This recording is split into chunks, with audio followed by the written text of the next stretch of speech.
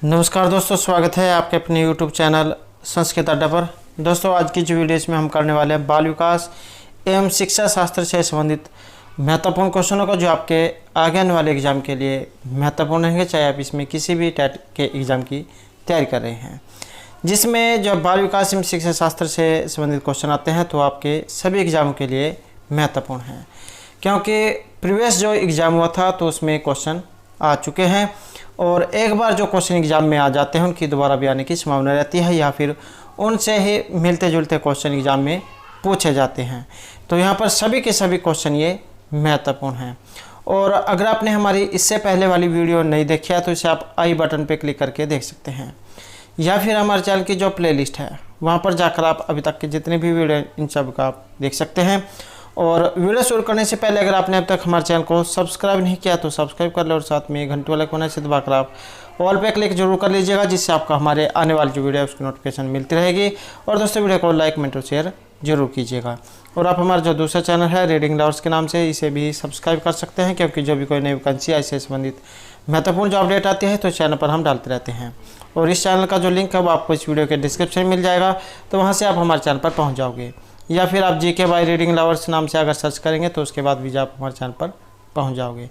और महत्वपूर्ण अपडेट के लिए आप इस चैनल को सब्सक्राइब जरूर कर लीजिएगा। तो हमारा यहाँ पर पहला जो क्वेश्चन है, और यहाँ पर जो आपको आंसर देने के लिए समय दिया जाएगा, इससे आपको ये पता लग जाएगा कि आपकी कितनी तैयारी है, और आपको भी यहाँ पर आंसर का जानने का मौका मिलेगा। तो इनमें से कौन सा अधिगम के आकलन को उजागर करता है? तो अधिगम के आकलन को उजागर करता है शिक्षक मानक उत्तरों से विद्यार्थियों के उत्तरों की तुलना करके उनका आकलन करता है। शिक्षक विद्यार्थियों की चिंतन प्रक्रिया पर ध्यान देने के अलावा उनकी अवधारणात्मक समझ का भी आकलन करता है। शिक्षक पाठ्य पुस्तकों में दी गई जानकारी के आधार पर विद्यार्थियों को आकलन करता है। और नंबर 4 रहेगा, शिक्षक किसी विद्यार्थी के निष्पादन का आकलन दूसरों के निष्पादन की तुलना में करता है।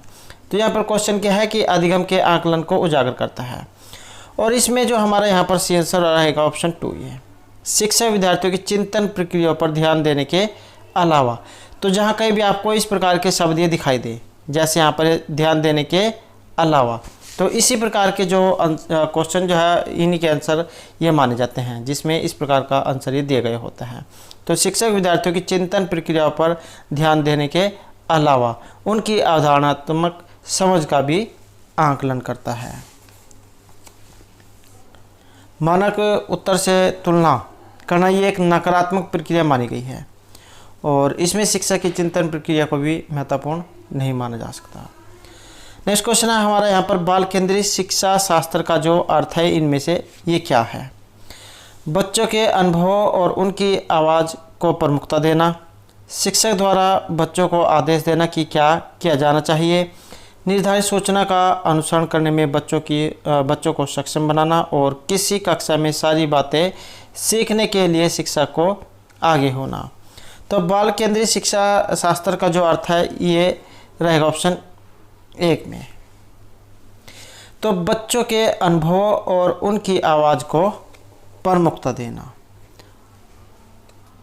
बाल केंद्रित जो शिक्षा शास्त्र है ये बालकों की शिक्षण प्रक्रिया का अध्ययन करता है, और इसमें बच्चों के अनुभव द्वारा सीखने की प्रक्रिया बेहतर होती है, क्योंकि बच्चा स्वयं करके या स्व अर्जित ज्ञान प्राप्त करता है। आपने देखा होगा जिस काम को आप अपने हाथ से कर लेते हैं, या जैसे आप नोट्स बनाने का काम है, अगर उसे आप अपने हाथ से लिखकर तैयार करते हैं तो आपके ज़्यादा समय तक याद रहता है, और आपको ये भी पता रहता है, आपको कभी भी पूछ ले कि आपको ये भी पता रहता है कि किस पेज पर क्या लिखा हुआ है।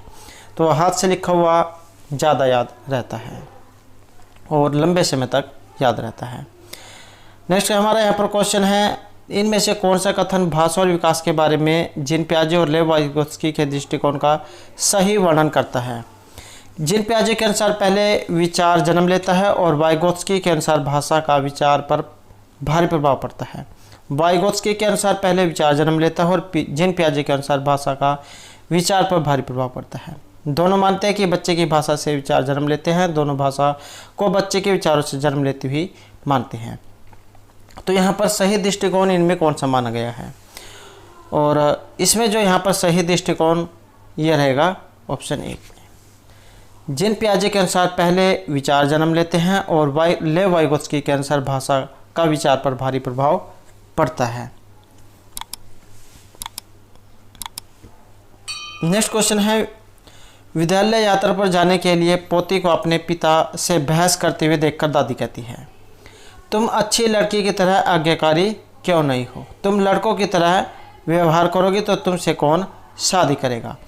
यह कथन निम्नलिखित में से किसको प्रतिबिंबित करता है?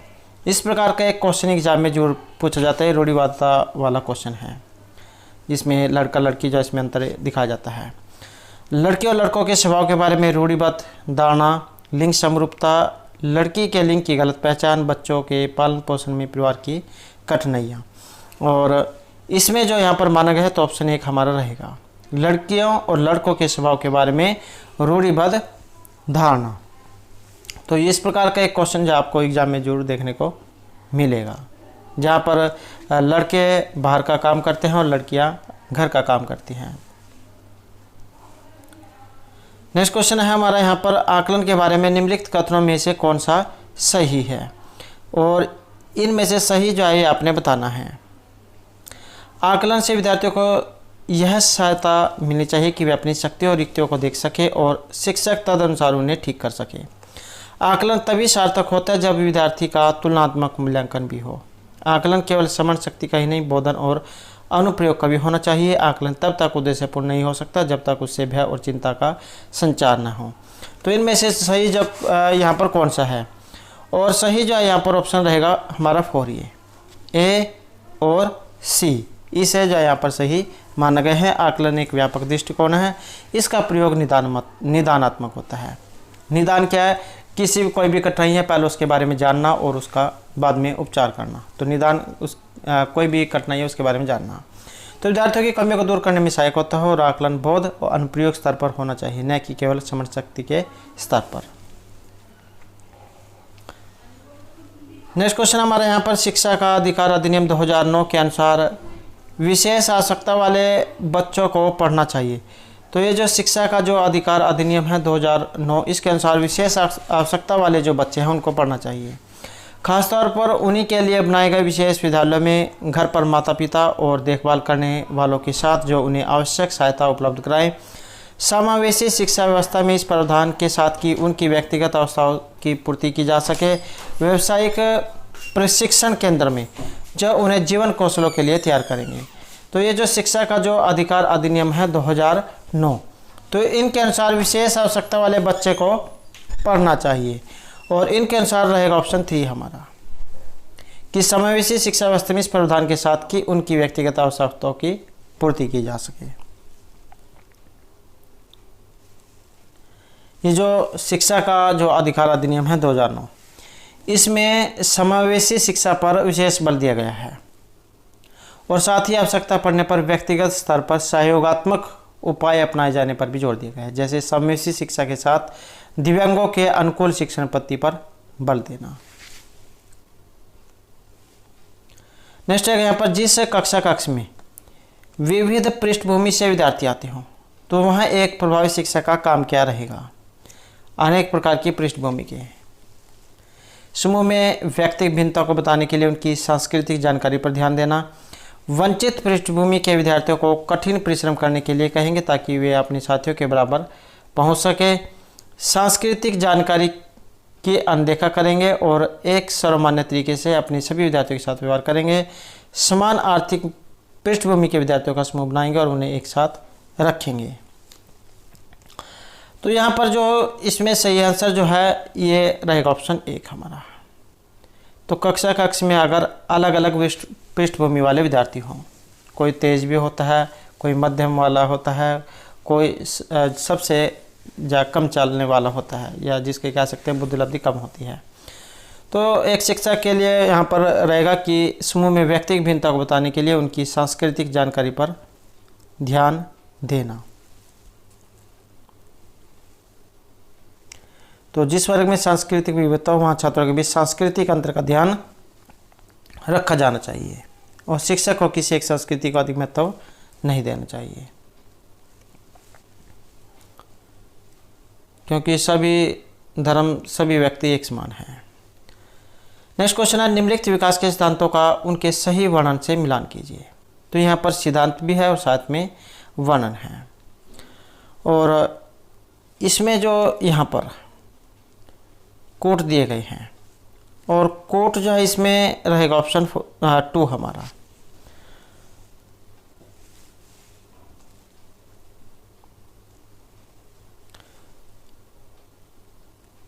तो इसमें आप देख लेते हैं।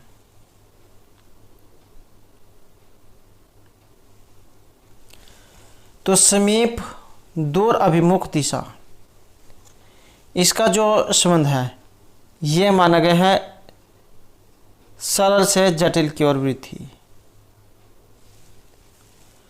सिर है पद अभिमुख दिशा, हमारा जो विकास है सिर से पैर की ओर और केंद्र से बाहर की ओर होता है। तो सिर है पद अभिमुख दिशा, ये रहेगा सिर से पैर की ओर का क्रम। अंतः वैयक्तिक भिन्नताएं, और यह विभिन्न बच्चे भिन्न भिन्न दर से बढ़ते हैं। और अंतरा वैयक्तिक भिन्नताएं, इसका संबंध 3 से है। किसी अकेले बच्चे में विकास की दर विकास के एक क्षेत्र की अपेक्षा दूसरे में भिन्न हो सकती है।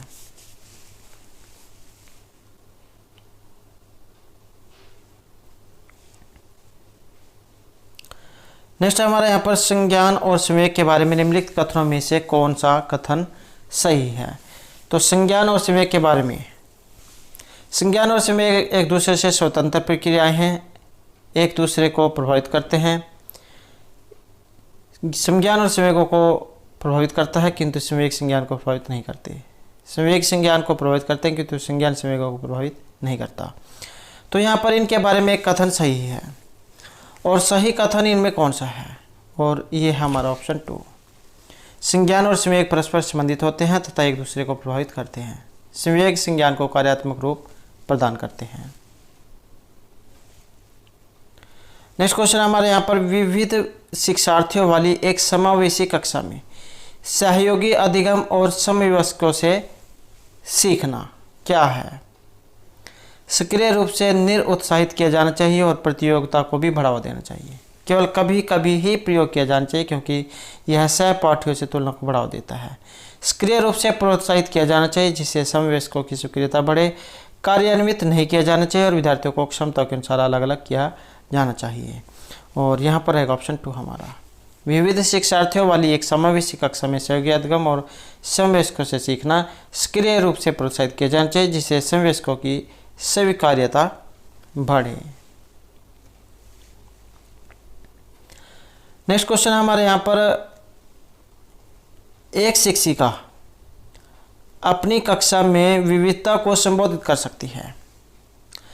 भिन्नताओं को स्वीकार करके और उसे महत्व देकर बच्चों की सामाजिक सांस्कृतिक पृष्ठभूमि का शिक्षा शास्त्रीय संसाधन के रूप में प्रयोग करके, विभिन्न अधिगम शैलियों को समायोजित करके, मानव निर्देश देकर और निष्पादन हेतु सर्वमान्य मानदंड निर्धारित करके।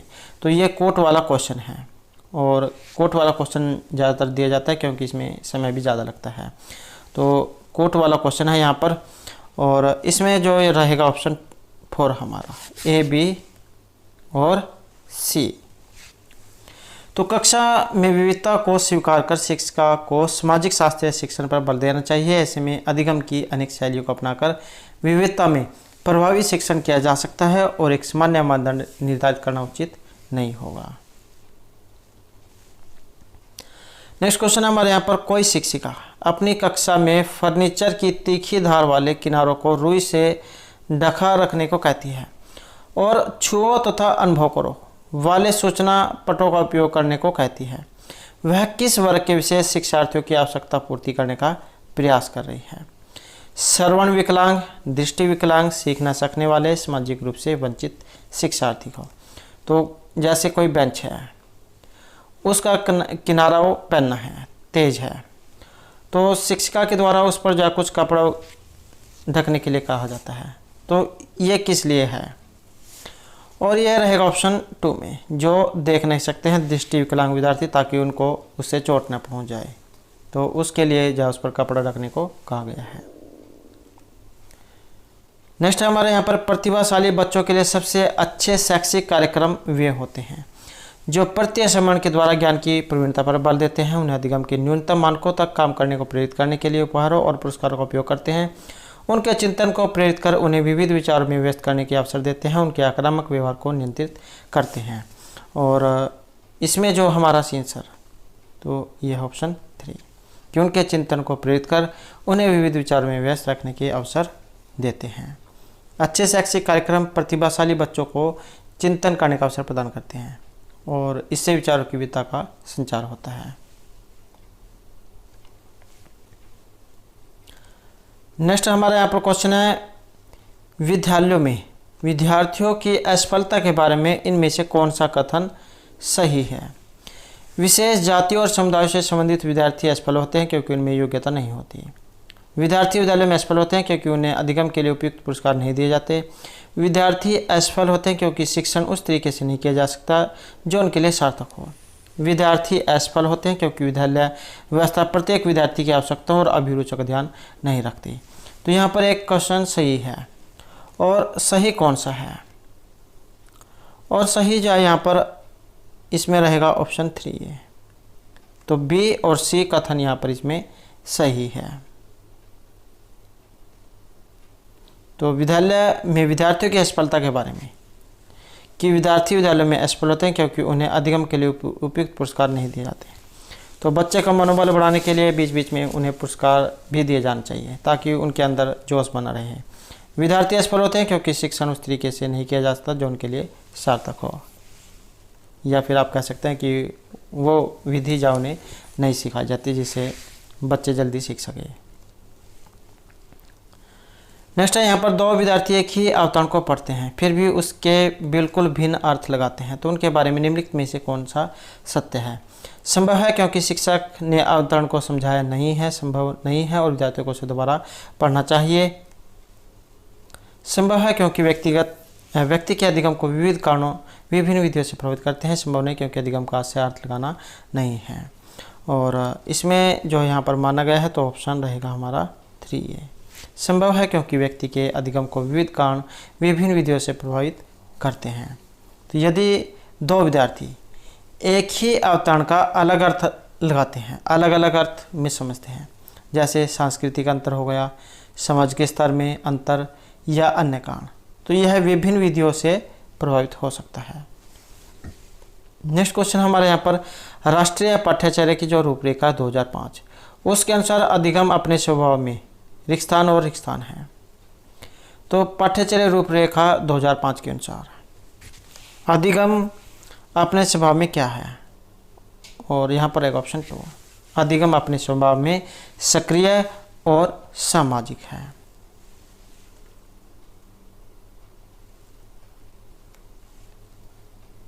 नेक्स्ट क्वेश्चन है, विद्यार्थियों को स्वतंत्र रूप से चिंतन करने तथा प्रभावी शिक्षार्थी बनने में सक्षम बनाने हेतु शिक्षा के लिए महत्वपूर्ण है।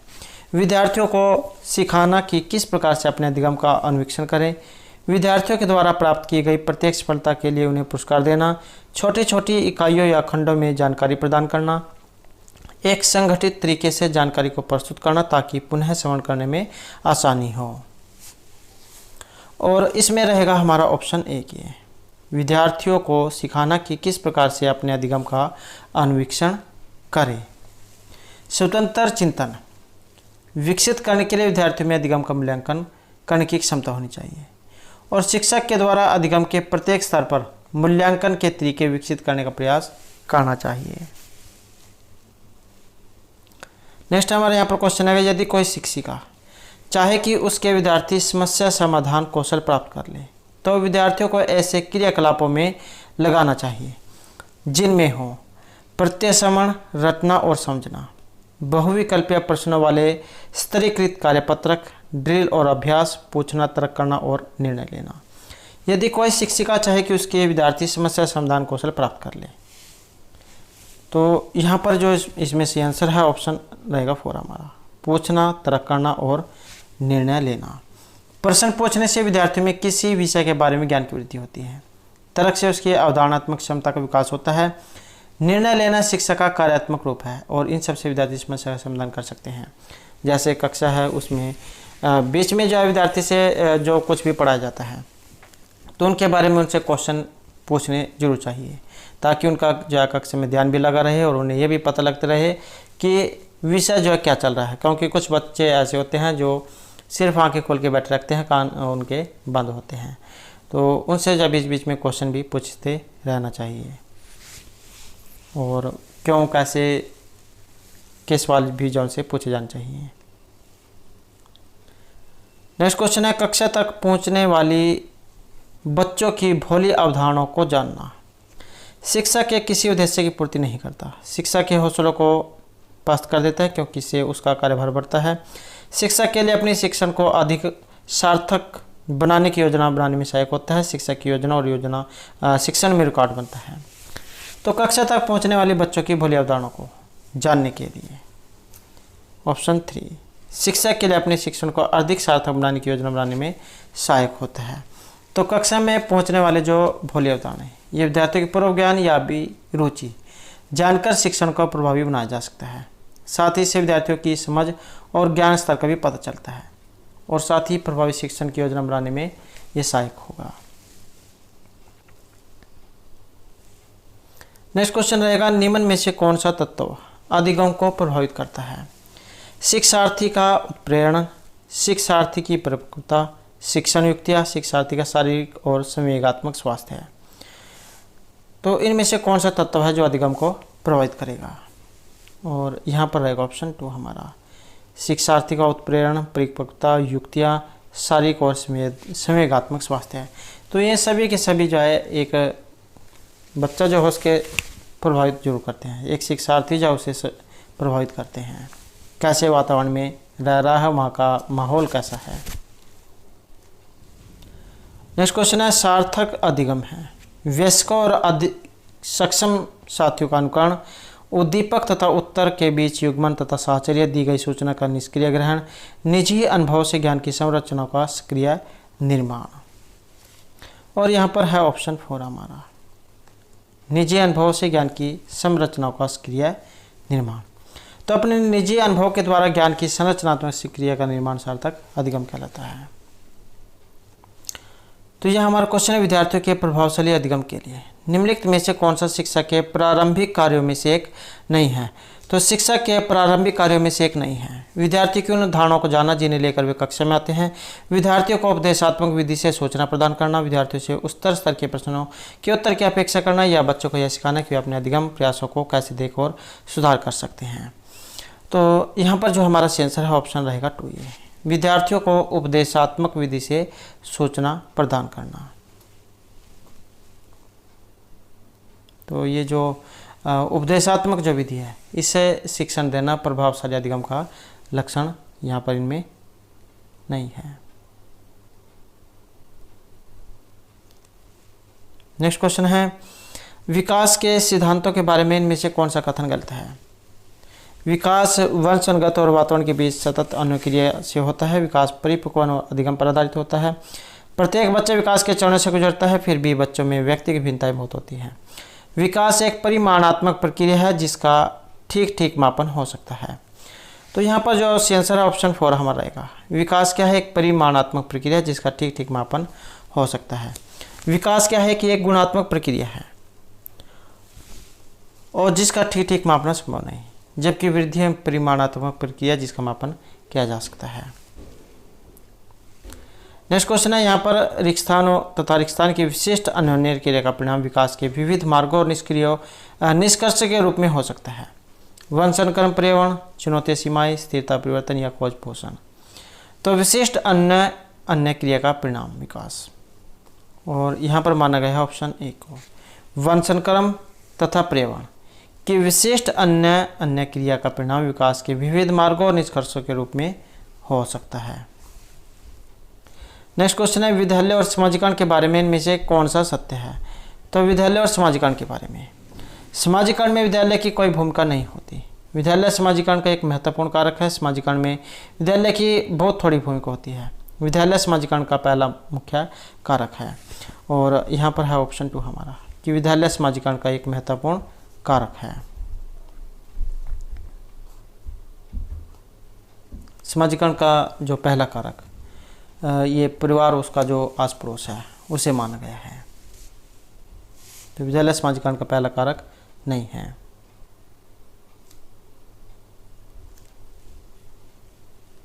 नेक्स्ट है यहाँ पर जीन पियाजे के समज्ञानात्मक विकास के सिद्धांत के बारे में निम्नलिखित कथनों में से कौन सा सही है। तो यहाँ पर एक सही है जीन पियाजे के समज्ञानात्मक विकास के बारे में। जीन पियाजे ने समज्ञानात्मक विकास के 5 स्पष्ट चरण प्रस्तावित किए हैं। इनका तर्क है कि समज्ञानात्मक विकास चरण में आगे बढ़ने की अपेक्षा निरंतर होता है। किसी चरण को छोड़ा नहीं जा सकता क्योंकि ये चरण स्थिर हैं। बच्चों के सांस्कृतिक आधार के अनुसार इन चरणों का क्रम बदला जा सकता है। तो यहाँ पर एक सही कथन माना गया है और इनमें जो सही माना गया है ऑप्शन 2 को माना गया है कि इनका मानना है कि समज्ञानात्मक विकास चरणों में आगे बढ़ने की अपेक्षा निरंतर होता है।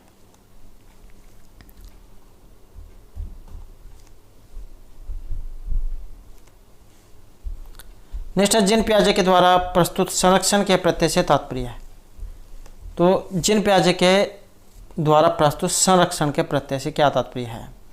कुछ भौतिक गुणधर्म वही रहते हैं चाहे बाहरी आकृतियां बदल जाएं। वन्य जीव और वनों का संरक्षण बहुत महत्वपूर्ण है। परिकल्पना पर विधिवत परीक्षण से सही निष्कर्ष पर पहुंचा जा सकता है। दूसरों के परिदृश्य को ध्यान में रखकर एक महत्वपूर्ण संज्ञानात्मक क्षमता है। और यहाँ पर जो आंसर है हमारा ये रहेगा ऑप्शन 1। कुछ भौतिक गुणधर्म वही रहते हैं चाहे बाहरी आकृतियां बदल जाएं। जीन पियाजे जो इनके अनुसार संरक्षण से जो तात्पर्य है केवल बाहरी बदलाव से है, जबकि भौतिक गुणधर्म पहले की तरह ही बने रहते हैं। नेक्स्ट क्वेश्चन है यहाँ पर हार्वर्ड गार्डनर के बहुबुद्धि सिद्धांत के अनुसार इनमें से सही मिलान करना है। तो यहाँ पर एक और क्वेश्चन जो इसमें बन जाता है हार्वर्ड गार्डनर का क्या है, बहुबुद्धि का सिद्धांत। तो यहाँ पर इनके अनुसार सही जो मिलान है वो करना है और इनके अनुसार जो इसमें हमारा सी आंसर, तो ये माना गया ऑप्शन 3 को। तो इनका मिलान आप देख लेते हैं। तो संगीतात्मक इसका संबंध है वायलिन वादक से माना गया है। इसको भी आप आसानी से मिलान कर सकते हैं, संगीत म्यूजिक से संबंधित है और यह भी इसका संबंध भी है। भाषा जो है इसका संबंध, भाषा का संबंध कवि से माना गया है।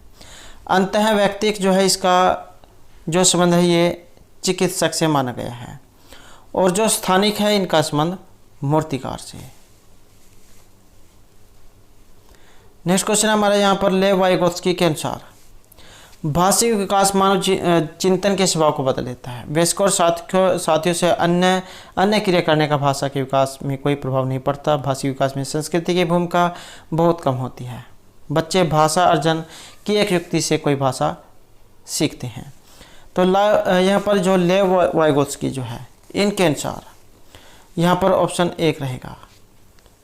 भाषिक विकास मानव चिंतन के स्वभाव को बदल देते हैं।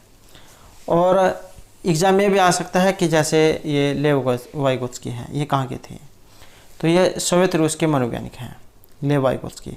इन्होंने बालकों में सामाजिक विकास से संबंधित एक सिद्धांत का प्रतिपादन किया था और सिद्धांत में उन्होंने बताया था कि बालक में हर प्रकार के विकास में उसके समाज का विशेष योगदान होता है तथा भाषिक विकास मानव चिंतन के स्वभाव को बदल देता है।